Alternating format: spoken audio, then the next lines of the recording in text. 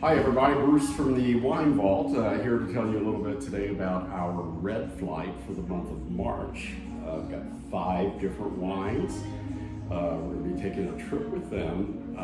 2 are from Italy, 2 are from South America, and the one we're starting with is from right here in the good old USA.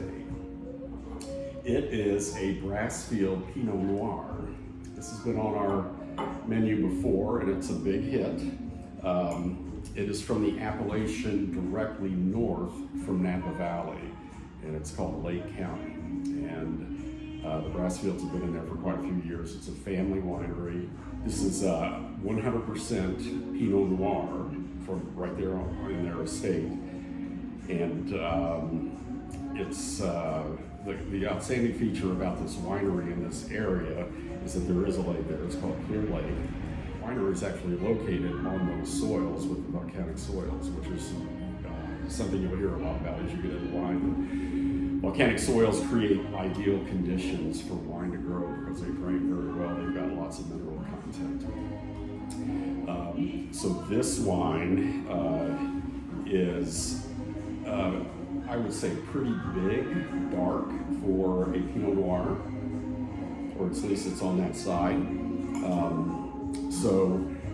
It is California, so it does get a lot of sunlight. It's high elevation, so there's quite a temperature change between day and night, which is another good thing for wine because the wine has an opportunity to absorb the sun, do the sun thing in the day.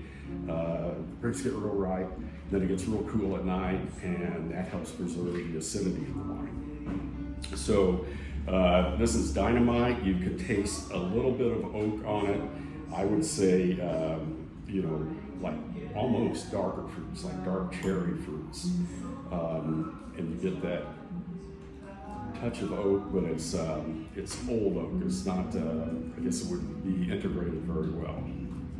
So, great way to start off the flight with this Westfield Pinot Noir. So from there, we're going to head south to South America and Argentina. And this is the Gaia Red Blend that was featured on my flight that I got to pick for the month of February. And just, love this wine right from the beginning. It's from Domaine Bosquet in Mendoza.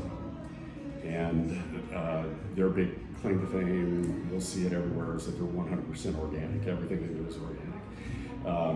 With this Gaia kind of offshoot of what they do, they're looking for an unusual blend for the wine. And this is 50% Syrah and about 45 Malbec, and the rest is Cabernet Franc. So you don't see Syrah a whole lot down there, so that's a little bit unusual. But this wine is a 2018, but I think fresh. It's got like a really good balance between red and dark fruits. You just always pick up something different, and it's just a very, very pleasant wine to drink. It was a big hit last month, and people continue to enjoy this wine this month. So, Gaia Red Blend.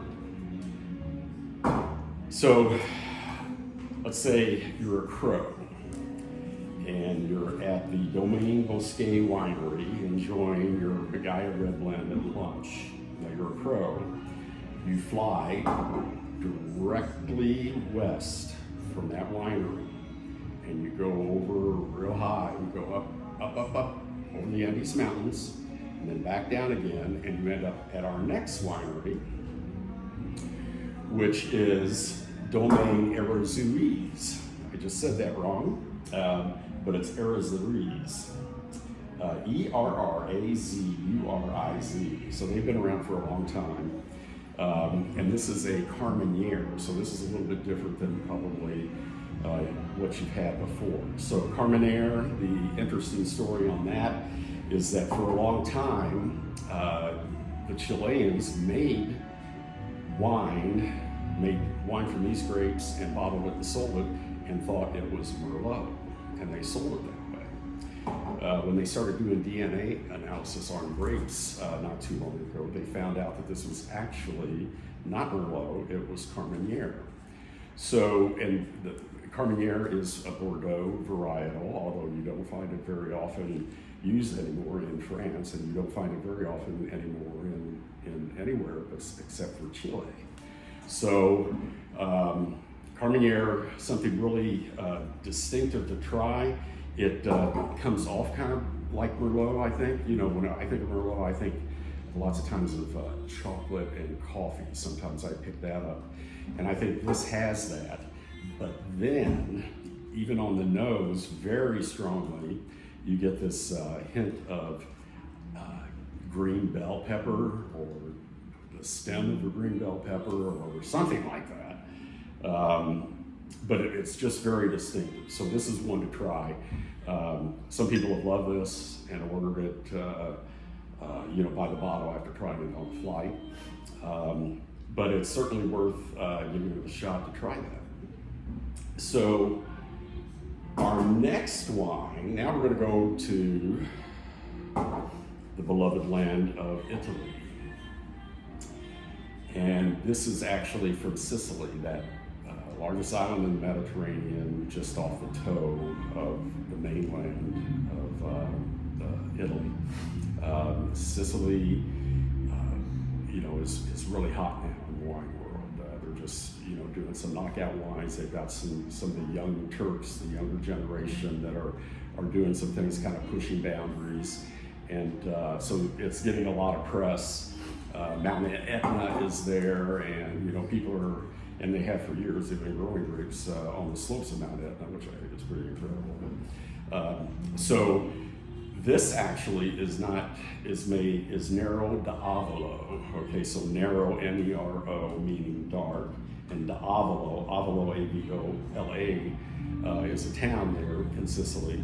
So it's the dark grape from Sicily.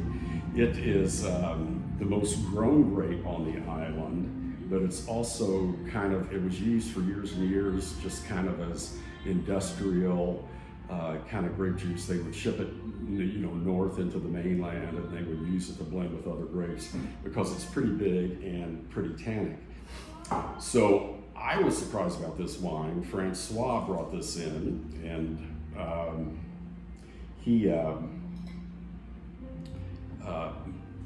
I'd asked for him to, I'd like to find something from Sicily. Most of you all know Francois. He's that adorable little Frenchman that helps us get all of our wines that we serve here. And he brought this in on Friday night and popped the cork, and it was like, love at first smell with me. Not Francois, I love the wine. But it's my kind of thing, and especially as I think we go into spring. This is lighter, and especially for a Nero d'Avola, this is much lighter. It's just the thing I would say is fresh. It's just really, really a refreshing wine to drink. It would go with a lot of different food. As we get into spring, the weather warms up. You might not be wanting to have something real heavy. This fits the bill. I think it would even take a little bit of chill. It does have 50% alcohol, so it is still going to get you kind of where you want to be, I guess, if that's where you want to go. So, but love the smell. I don't know if Francois dabs some of this on. I might go for him. I don't know. So, lovely wine. So now we're going to go from Sicily down south on the island. We're going to go north, and we're going to go to Tuscany. So when I say Tuscany and I say wine, you say probably Sangiovese, the grape, predominant grape there, and then probably the first wine you might think of is Chianti. This is not that, although this wine comes from Chianti Classico, the best, appellation in Chianti. So this is where Chianti started, and they are very, very strict about what you put in Chianti, about the grapes that you grow and how you grow them, and when you grow them, and how you vinify it. And that's a good thing because then you're assured hopefully more of a quality wine. If it says Chianti Classico, it's got that little black rooster on it.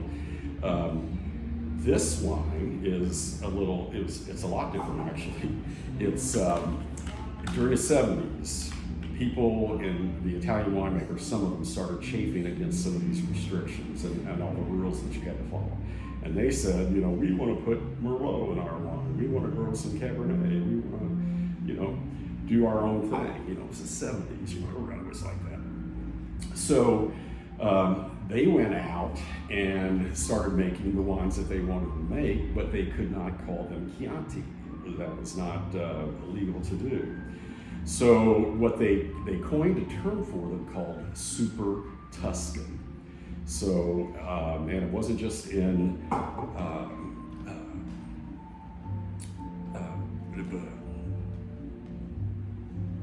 Tuscany that they were doing this. They were doing this in other areas too. But some of these Super Tuscan wines are some of the most expensive, sought-after wines that Italy produces now. There's one called Sassicaia, there's one called Carbonelia, there's Massetto, which is all Merlot, which is supposed to be very good, very expensive. This is a great introduction to Super Tuscans. It is 50% Cabernet and 50% Cabernet Franc, so it's a classic Bordeaux blend. And you know, like right away, big, rich, kind of mouth-filling, just a real solid wine. This is a 2018, and I think it just gets better as it opens up. Again, it's one of these wines that if you have enough in your glass, you don't drink too fast, it's just going to continue to change as you drink it, and you're going to find different things going on. And that, to me, is one of the signs of a quality wine. So, Val di Santi, Toscana is all that it says on there. Here it is in person. And you get that, I don't know, something about Italy that just has a kind of an acidic bitterness that, you know, I find, you know, very attractive. You know, and if it's done right, it makes it really good. So I will finish off with that. Our trip today is over. Those are our red wines for the month of March. I hope you'll come in, try them out. We've already had a great start to our March. There's been some really crazy things happening here, and that's just with the staff. So come on in and take part in what's going on here. If you haven't been in before, you know, get your act together, get in here. If you haven't been in a while, please drop by and say hello and have a glass of wine. That's what we're all about. Cheers.